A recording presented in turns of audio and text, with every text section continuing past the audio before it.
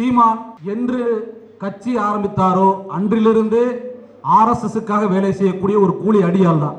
தோழர் ஜெகதீச பாண்டியன் வருத்தப்பட மாட்டார் என்று நினைக்கிறேன்.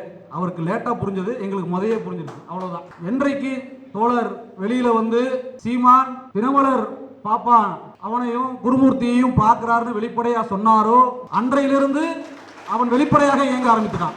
அதுதான் என்னைக்கு அவரு அம்பலப்படுத்தினாரோ, அவருக்கு தெரிஞ்ச உண்மை இந்த மக்களுக்கு தெரியும், அவர் அம்பலப்படுத்தினதுக்கு அப்புறம் அதுதான் தெரிஞ்சு போச்சு. இன்னும் என்ன அப்படிங்கிறதுக்காக தான் அவன் அந்த விஜில்ங்கிற அமைப்பில் ஏறினது, வேற ஒன்றும் இல்லை. விஜில் அப்படி அந்த அமைப்பில் ஏறுறதுக்கு அடிப்படை காரணம் என்ன? நம்மளுடைய ஒரு சில செய்திகள் தான், ரொம்ப நேரம் எடுத்துக்க விரும்பல. ஆர்எஸ் உடைய நூற்றாண்டு விழா இது. ஆர்எஸ்எஸ் 1925 தொடங்கப்பட்டு இன்று நூற்றாண்டு விழாவை கொண்டாடி கொண்டிருக்கிறது. 2026 என்பது அவர்களுடைய நூற்றாண்டின் இறுதி, அந்த நூற்றாண்டு முடியுது. அவர்களுடைய நோக்கம் இன்னும் நிறைவேறவில்லை, ஆனால் அதற்கான அனைத்து வேலைகளையும் அவர் செய்து விட்டார்கள். அவர்கள் அகண்ட பாரதத்தை தனது இலக்காக கொண்டு வேலை செய்கிறார்கள். அதனால தான் இன்னைக்கு வரைக்கும் லட்சம் தமிழர்களை கொன்றாலும் இலங்கைக்கு தொடர்ச்சியாக உதவுவார்கள். பங்களாதேஷுக்கு 1000 நெருக்கடிகள் வந்தாலும் பங்களாதேஷோடு நிற்பார்கள். யாரை தீவிரவாதிகள் என்று ஆப்கானிஸ்தானை காலமெல்லாம் சொன்னார்களோ அந்த பாகிஸ்தான் அந்த ஆப்கானிஸ்தானை சேர்ந்தவர்களோடு நட்பு பாராட்டுவார்கள். இதெல்லாம் அதனுடைய நோக்கம். ஆனால் அவர்களால் அகண்ட பாரதத்தை அடைய முடியவில்லை. குறைந்தபட்சம் 2026க்குள்ளாக இந்தியா முழுமையும் இந்த ஒன்றியத்தில் இருக்கக்கூடிய அனைத்து மாநிலங்களையுமாவது கைப்பற்றி விட வேண்டும் என்று அவர்கள் வேலை செய்கிறார்கள். அதுதான் அவர்களின் 2026க்கான இலக்கு. அதன்படிதான் அவர்கள் இந்த 2025 தொடக்க அவர்களுடைய நூற்றாண்டு தொடக்கத்தின் பொழுது ஒரு பத்திரிகையாளர் சந்திப்பு நடத்தினாங்க. பத்திரிகையாளர் சந்திப்பு நடத்தி இந்தியா முழுக்க நாங்கள் எவ்வளவு சகாக்கள் நடத்துகிறோம், எப்படியெல்லாம் வேலை செய்கிறோம் என்று அறிவித்தார்கள், வெளிப்படையாக அறிவித்தார்கள். அதை ஒட்டியான ஒரு தமிழகத்தில் சென்னை பத்திரிகையாளர் மன்றத்தில் ஆர்எஸ்எஸ் மோகன் பகவத் கொடுத்த அந்த பத்திரிகையாளர் சந்திப்புக்கு பின் இங்கு ஒரு பத்திரிகையாளர் சந்திப்பு நடந்தது. அந்த பத்திரிகையாளர் சந்திப்பில் தமிழகத்தின் ஆர்எஸ்எஸ் தலைவர்கள் கலந்து கொண்டு பேசினார்கள். அதில் அவர்கள் சொன்னது, தமிழ்நாட்டில் கடந்த வருடத்தை விட, அதாவது 2024 விட 1368 கிளைகள் புதிதாக ஆர்எஸ்எஸ் தொடங்கப்பட்டிருக்கிறது. மொத்தம் 4000 ஆர்எஸ்எஸ் கிளைகள் தமிழ்நாட்டில் இயங்குகிறது.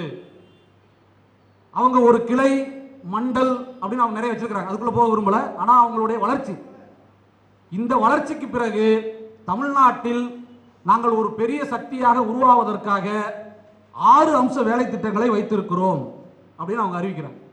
6 அம்ச வேலை திட்டங்கள். அதில் 1, 2 விட்டுருங்க. அதில் 4, 5 இது 2 முக்கியமானது. 4வது மாநகர் அளவில், அவங்க மாநகர்னு சொல்றது 10,000 பேர்லேருந்து 50,000 பேர் இருக்கக்கூடிய ஒரு பகுதியை தான் அவங்க மாநகர்னு சொல்றாங்க. மாநகர் பகுதிகளில் சமுதாயத்தில் இருக்கக்கூடிய பெரியோர்கள், ஜாதி சங்கங்கள், துறவிகள், ஞானிகள், மகான்கள் ஆகியோர்களை சந்தித்து இவர்களை ஒன்றிணைத்து சமுதாய ஒத்திசைவு நிகழ்ச்சியை சமாஜிக் சத்பாவ் நிகழ்ச்சி, அவங்க வச்சுக்க பேரு சமாஜிக் சத்பாவ் நிகழ்ச்சியை அனைத்து மாநகரங்கள் மற்றும் நகரங்களில் நடத்த வேண்டும் என்று முடிவு செய்யப்பட்டிருக்கிறது. இவ்வாறு நடத்தக்கூடிய ஒவ்வொரு மாவட்டத்திலும் ஜாதி சங்கங்கள், முக்கியஸ்தர்கள், ஞானிகள் நீங்க வேற யாரும் நினைச்சிடக்கூடாது, மடாதிபதிகள், இவங்களெல்லாம் வச்சு கூட்டம் நடத்தணும் அப்படிங்கிற நான் முடிவு கொடுத்துருக்கிறோம்.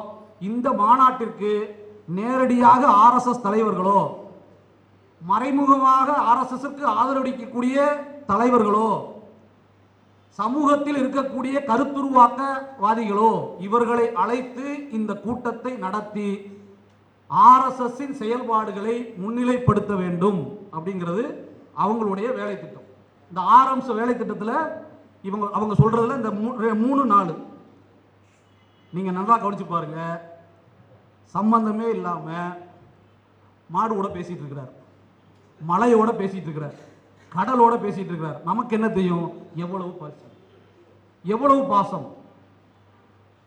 இயற்கையோடு உரையாடுறாரு அப்படின்னு தோணும். ஆனா அதே ஆர்எஸ்எஸ் உடைய அந்த பேச்சில், அவங்களுடைய அந்த பத்திரிகையாளர் சந்திப்புல கடைசி அவங்க என்ன சொல்றாங்கன்னா, ஒவ்வொருத்தரும் எப்படி அணுகணும்னு ஒரு செயல் திட்டம் சொல்றாங்க.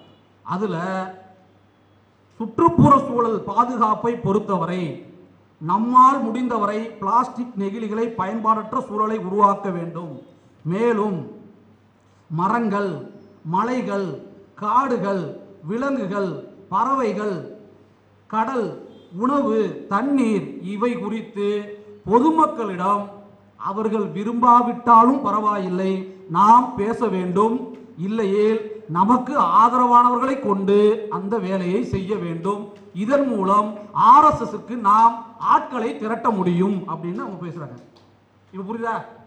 இவன் ஏன் ஊடுருவா போய் மலையில காடுல இதெல்லாம் பேசிட்டு இருக்கிறாருன்னா இதுதான் வேலை. அன்பானவர்களே, இது மட்டும் இல்ல, கடைசியாக அவர்கள் சீமானுடைய நாம் தமிழர், இதெல்லாம் அவங்க தம்பிக்கு தெரியுமான்னு தெரியல, அவங்க தம்பிகளுக்கு அவர்கள் இவர் என்ன சொல்றாரோ அதை செய்யறாங்க. ஆனால் இவருக்கு தெளிவாக தெரியும் அவருடைய வேலை திட்டம் என்னன்னு. நீங்க கடைசியாக அவர் நடத்துற கூட்டங்கள்லாம் நீங்க பாருங்க. அவர் கடைசியாக அவர் நடத்துற கூட்டம் என்னது? சௌராஷ்டிரா அந்த மக்களுடைய அரசியல் கூட்டங்களுக்கு போய் பேசுறார்.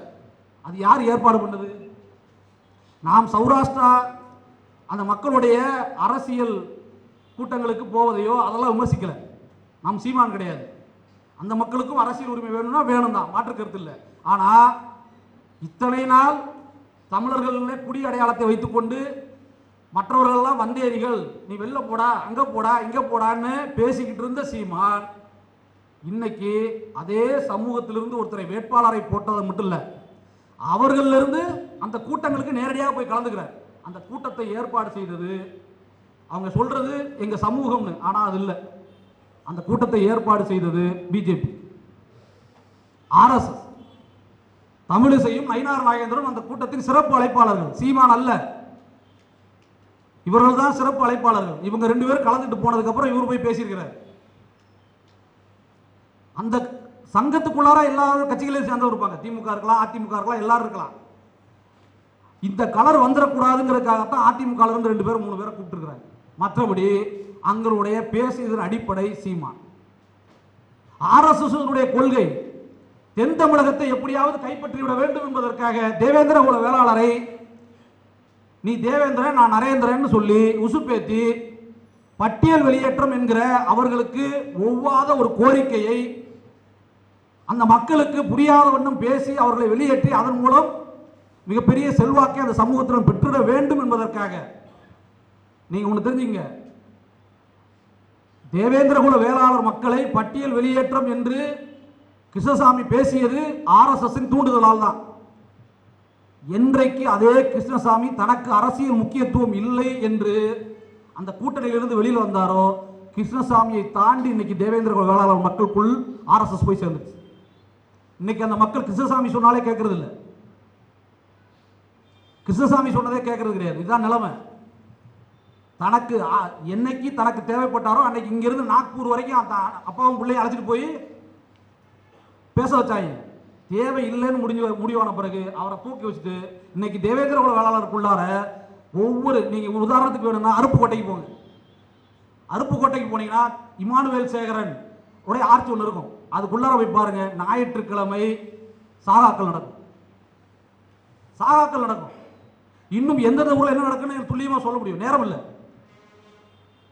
அந்த பட்டியல் வெளியேற்றத்த அரசியலை சீமான் தனது தீர்மானமாக போடுறார். நான் ஆதரிக்கிறேன்றார். மகாத்மா காந்தி ஊரக உடல் வேலை வாய்ப்பு திட்டம், 100 நாள் வேலை வாய்ப்பு, அந்த திட்டத்தை எப்படியாவது கைகளை விட்டு, ஏன்னா வேலைக்கு ஆள் கிடைக்க மாட்டேங்கிறான்.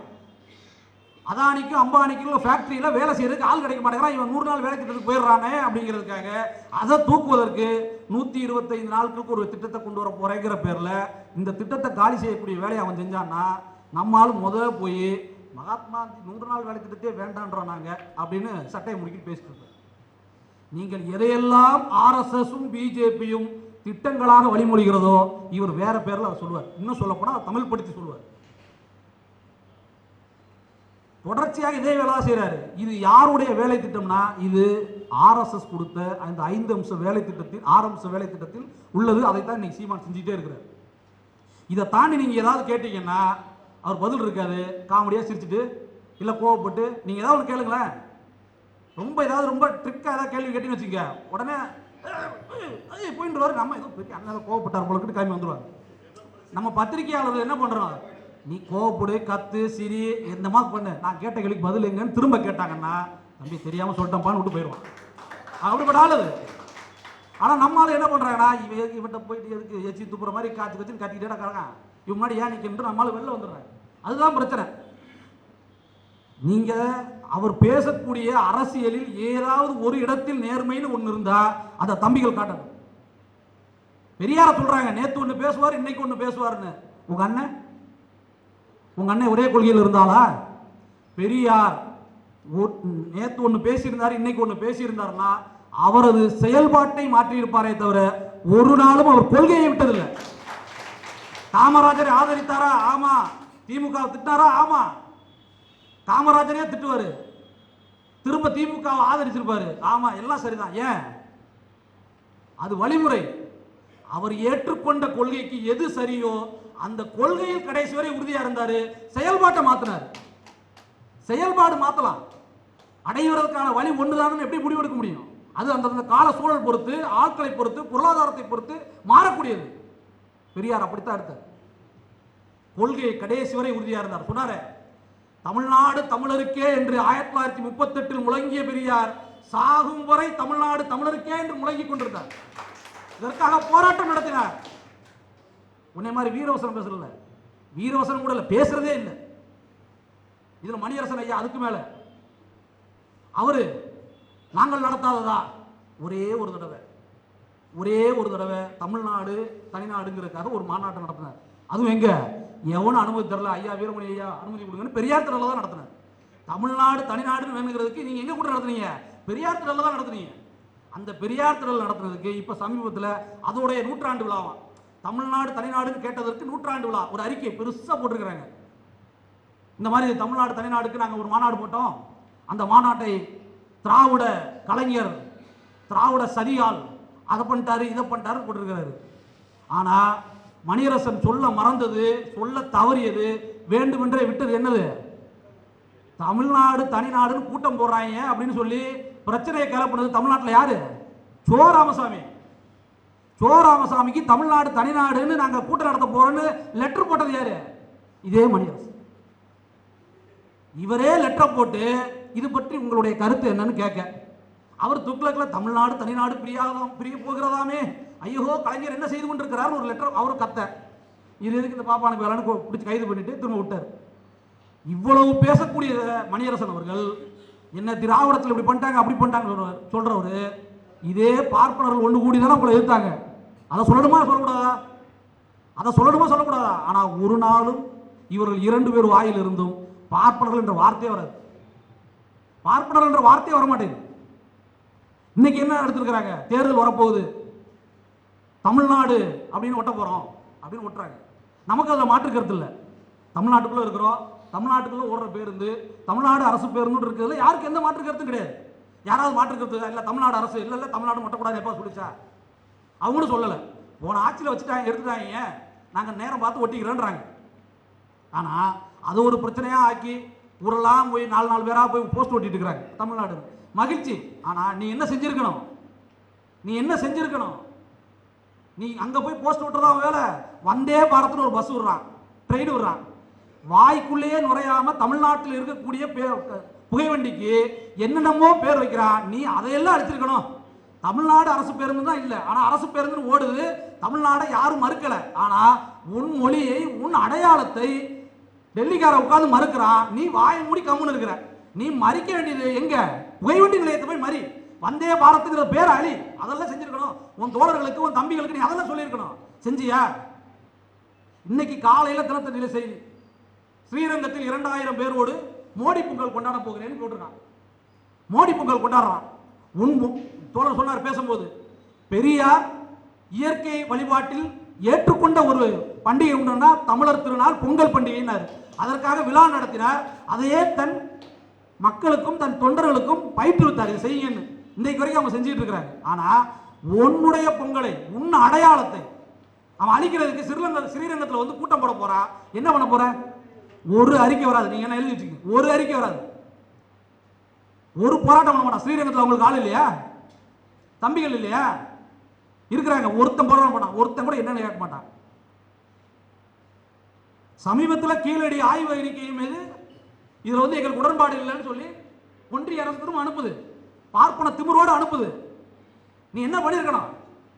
2009 நாங்கெல்லாம் காங்கிரஸ் எடுத்து பிரச்சாரம் பண்ணும் பொழுது தண்ணியை போட்டு நம்மளால சொல்லுவார், என்னோடு மட்டும் 100 பேர் இருந்தால் தம்பி நான் என்ன செய்திருப்பேன் தெரியுமா அப்படின்பாரு. இன்னைக்கு 1,00,000 பேர் இருக்கிறான். உண்மையில இருக்கிறாங்க, தோழர்கள் இருக்கிறாங்க, மறுக்கிறதுக்கு இல்லை. என்ன பண்ணீங்க? ஒண்ணும் பண்ணல. உன் மொழியை அழிக்கிறான், உன்னுடைய பண்பாட்டை அழிக்கிறான், உன்னுடைய கலாச்சாரத்தை அழிக்கிறான், உன் பொருளாதாரம்.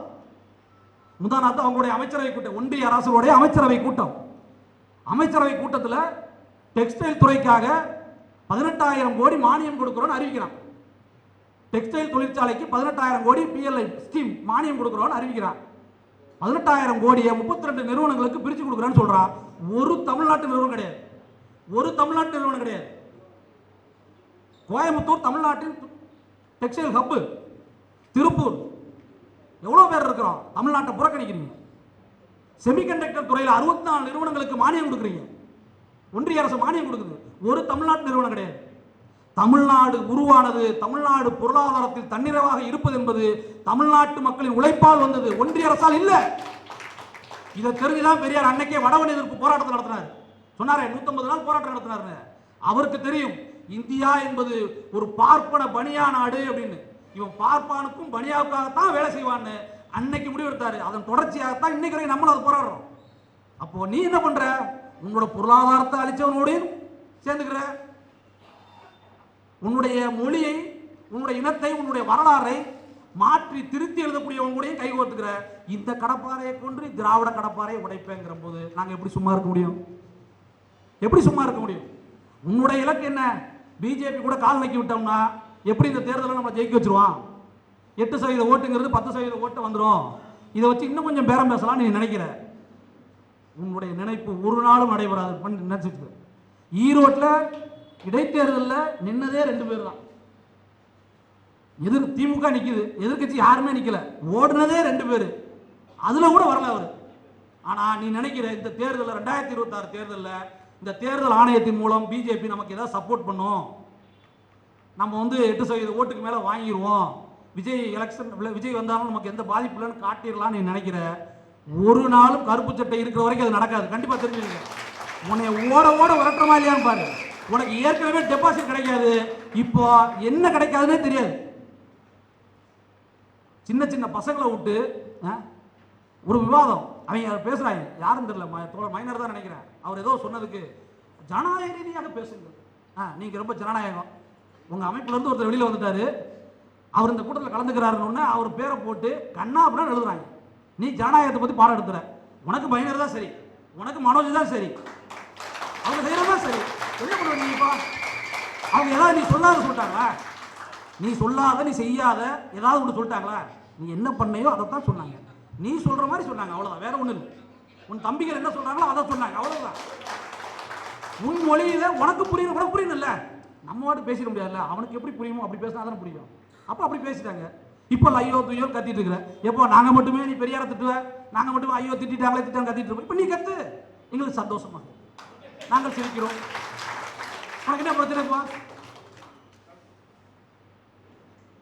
நீ வந்து விவாதம் வச்சா விவாதம் போய் ஒரு கேள்வி பதில் கேட்கிறாங்க புதிய தலைமுறையில். திரும்பவன கார்த்திகிட்ட அவர் விஜயன் தான் நினைக்கிறேன், அவர் தான் கேட்கிறாரு நினைக்கிறேன். அவர் கேட்கிறாரு, இந்திய தேசிய தமிழ் தேசியத்திற்கு முதன்மை எதிரி இந்திய தேசியமா தமிழ் தேசியமா திராவிடமான்னு கேட்கிறாரு. இந்திய தேசியம் தான் அப்படிங்கிறது. அப்ப நீங்க எதிர்த்து யாரை சண்டை போடணும்? இல்ல திராவிடத்தை எடுத்துக்கிறாங்க. அங்கதான் நேரடியாக பார்த்துட்டு இருக்கோம். முதன்மை எதிரின்னு அவர் தான் சொல்றாரு. அந்த கட்சியில முதன்மை எதிரி இந்திய தேசியம் தான்றாரு. சொல்லிவிட்டு யாரை எதிர்க்கணும்? அது திராவிடத்தாக பயிற்றுவிக்கப்பட்டது அப்படி இருக்கு. இவர்களை திட்டி ஒன்றும் பிரயோஜனம் இல்லை. உன்னை அம்பலப்படுத்துவதுதான் எங்க வேலை. நீ நினைச்சிட்டு இருக்க, நான் சொல்றேன் திரும்பவும். ஈரோட்டில் அவன் கூட சொன்னான் போல, ஒரு பேட்டியில சொல்லிடுறான், இந்த மாதிரி பெரியாரை ஆதரிச்சு ஓட்டு கேட்டவங்களுக்கு 200 ஓட்டு தான் வாங்கினாங்க அப்படின்னு நக்கலா சொல்லியிருக்காப்ல. நாங்கள் ஓட்டு கேட்க வேண்டும் எடுத்தது, நாங்க ஓட்டு வாங்கி எம்எல்ஏ ஆகணும் இல்ல, உன்னை ஓட்டாண்டி ஆக்குறதுக்காகத்தான். எங்களுடைய வேலை முடிஞ்சு, நீ முடிஞ்ச, எங்களுடைய வேலையும் முடிஞ்சு. நீ திரும்ப அதே எண்ணத்தோடு தமிழ்நாடு முழுக்க நிற்க போற. தமிழ்நாடு முழுக்க நீ எங்கெங்கெல்லாம் நிற்கிறியோ அங்க உன்னைய டெபாசிட்ல எதுவுமே வாங்க முடியாம ஓட ஓட விரட்ட போறோம். அதுதான் எங்களுடைய அடுத்த வேலை. நீ இன்னொன்று என்னன்னா, சீமானை எதிர்த்து நம்ம சண்டை போட்டு இருக்கும்போது இந்த பிஜேபி ஆர்எஸ்எஸ்லாம் அப்படியே பரவாயில்ல நம்மளை இது அவங்களுடைய வேலையை தான். அவர்கள் ஏன் இதை ஒரே ஒருத்தர் முடிச்சிடுறேன் தோழர், அவங்களுடைய எண்ணமே பெரியாரை இகழ்ந்து பெரியார் சிலையை உடைப்பேன்னு எச் ராஜா பேசும்போது தமிழ்நாடே கொந்தளிச்சது. தமிழ்நாடே கொந்தளிச்சது. எச் ராஜாவுக்கு எதிராக நடிகர் சிம்புல்லாம் கொந்தளிச்சு எடுத்துட்டாப்ல. அப்போ பாப்பா ஒருத்தன் பெரியாரை திட்டினா அது வேற மாதிரி ரியாக்ட் ஆகுதுங்கிறதுக்காக தான் இந்த எச்ச நாயை கொண்டு வச்சிருக்கேன். இந்த அரசியல் எங்களுக்கு புரியாதல இல்ல, இந்த அரசியல் எங்களுக்கு புரிந்த அரசியல் தான், நாங்கள் பார்த்த அரசியல் தான், இந்த சதியை தெரிந்த அரசியல் தான். என்னைக்கு நாங்கள் இந்திய அழிக்க போகும்போது அன்னைக்கு நீங்கள் மண்ணெண்ணெய் ஏற்றிட்டு வந்து இந்திய எழுத்து திரும்ப நாங்கள் தார ஊற்றுனா நீங்கள் மண்ணெண்ணெய் ஊற்றுனீங்களோ அதே ஃபார்முலா. நீங்களும் மாறல, நாங்களும் மாறல, மறைஞ்சிடாத. அதனால தான் சேர்த்துட்டாப்புல பாருங்க பேரை. மாப்போசி ஐயா இருக்கிறாரு, இங்கே ஒரு அவர் ஒருத்தர் இருக்கிறாரு, 3 பேர் வச்சிருக்கிறாங்க.